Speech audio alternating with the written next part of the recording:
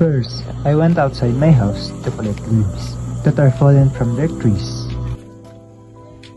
I collected sea hibiscus leaves.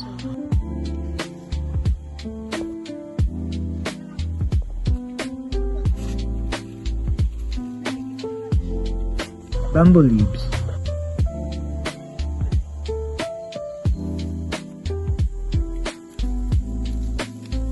Ageratum.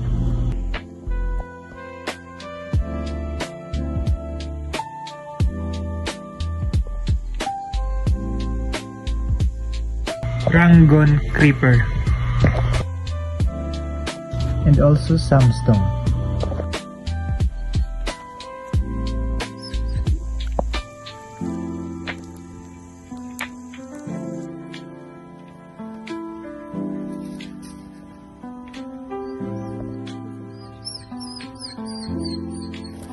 I placed the big stone in the middle, and around it I arranged stones in a circle.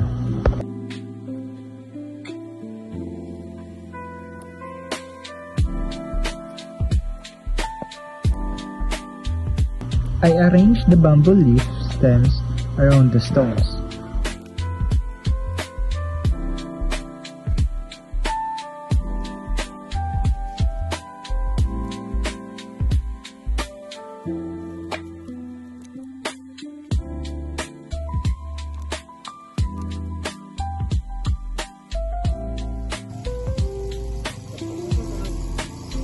Next, I placed the bamboo leaves encircling the stones and bamboo stems.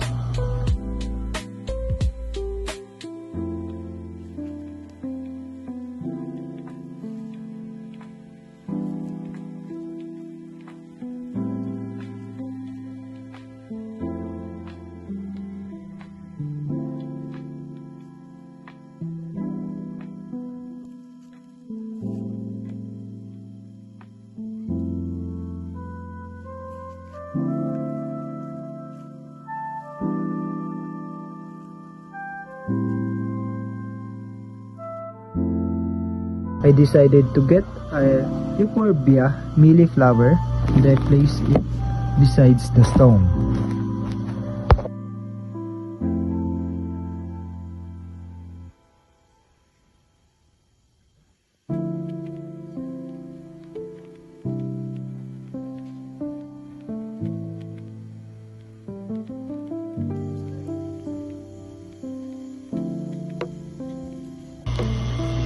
I put the sea hibiscus leaves outside or the outer side of the stones.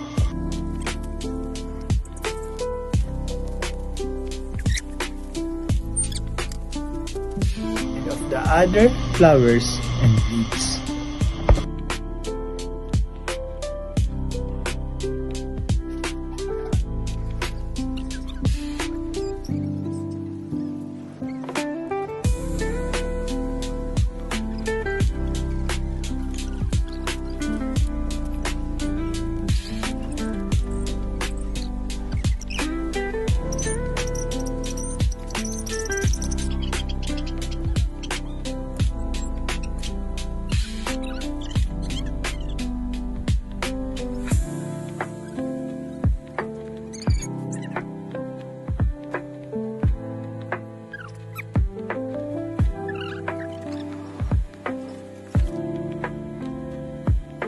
And voila!